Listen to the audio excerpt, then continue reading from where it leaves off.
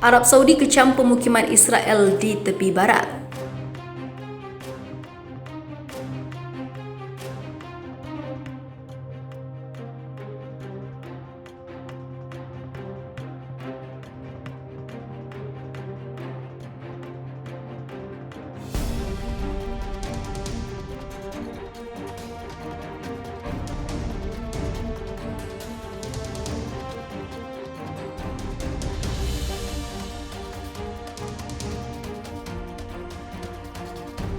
Arab Saudi mengecam keras persetujuan yang dilakukan Israel untuk membangun lebih banyak pemukiman di tepi barat.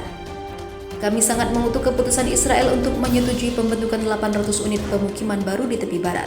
Kami mengulangi penolakan kategoris kami atas langkah ini sebagai pelanggaran baru terhadap keputusan legitimasi internasional, ancaman bagi perdamaian dan juga itu merusak upaya solusi dua negara, kata Kementerian Luar Negeri Saudi dalam sebuah pernyataan dilansir di Saudi Gazette pada Rabu 13 Januari 2021. Senin 11 Januari lalu, Israel mengajukan rencana untuk membangun 800 rumah pemukiman baru di tepi barat yang diduduki. Kantor Perdana Menteri Benjamin Netanyahu mengumumkan langkah itu. Mereka mengatakan rencana itu bukan mencakup hadirnya 100 rumah di sebuah pemukiman di mana seorang wanita Israel terbunuh bulan lalu. Dalam serangan yang diduga dilakukan oleh seorang penyerang Palestina, ungkapnya. Israel merebut tepi barat dan Yerusalem Timur dalam Perang 1967. Wilayah tersebut diinginkan Palestina sebagai bagian dari negara mereka di masa depan mereka. Hampir 500.000 orang Israel tinggal di pemukiman yang tersebar di tepi barat. Palestina memandang pemukiman ini sebagai pelanggaran hukum internasional dan hambatan perdamaian. Penilaian ini didukung secara luas oleh dunia internasional. Kementerian Luar Negeri Otoritas Palestina lantas mengutuk pengumuman terbaru itu. Palestina menuduh Israel berpacu dengan waktu untuk membangun pemukiman sebelum Presiden Donald Trump meninggalkan jabatannya sebagai Presiden Amerika Serikat. Warga Palestina protes pemukiman Yahudi di tepi barat yang diduduki Israel.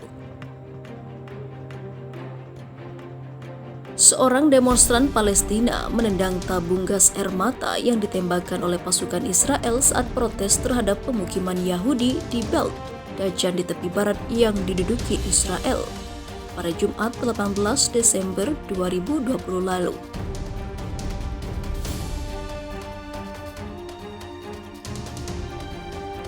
Sementara itu, tentara Israel bersiaga dengan senjatanya selama protes Palestina terhadap pemukiman Yahudi di Belt Dajan di tepi barat yang diduduki Israel itu. Warga mengangkat bendera Palestina dan meneriakkan slogan-slogan yang menentang kunjungan Menteri Luar Negeri Amerika Serikat ke pemukiman Israel di tepi barat yang diduduki.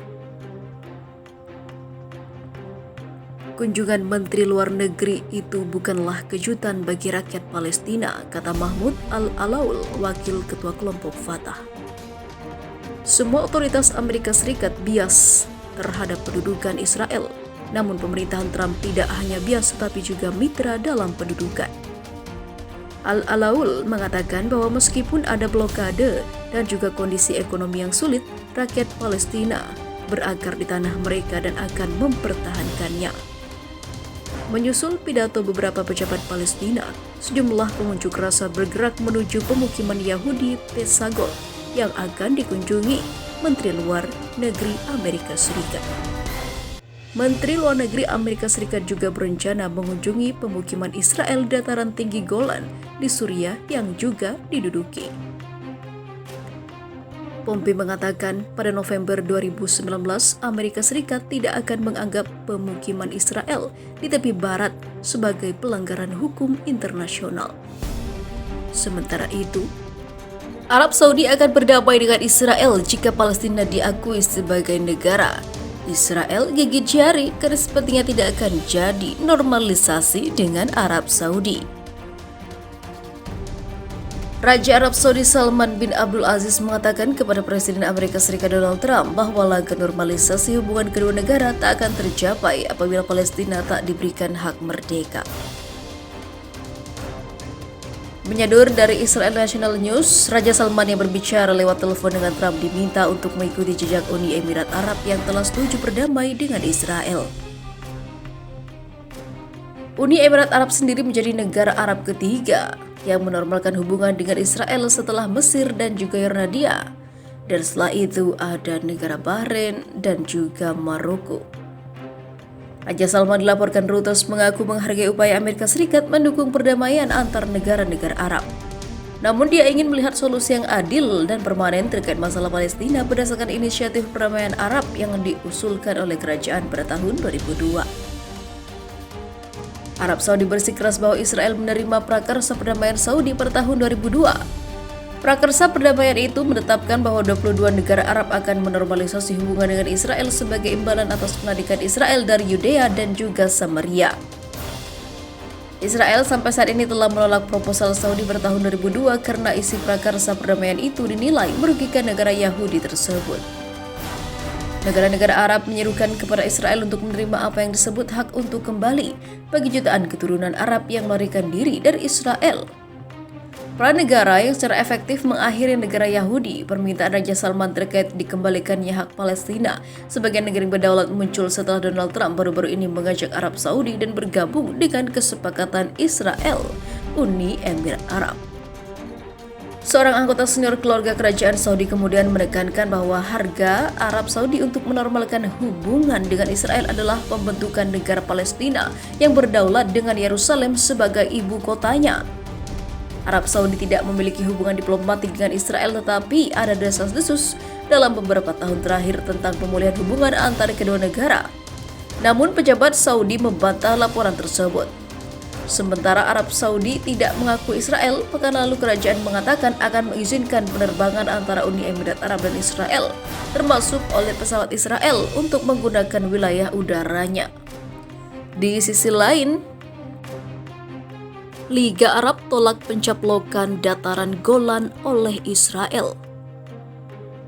Liga Arab menyatakan pencaplokan dataran tinggi Golan oleh Israel dari tangan Suriah cacat serta tidak mempunyai dasar hukum.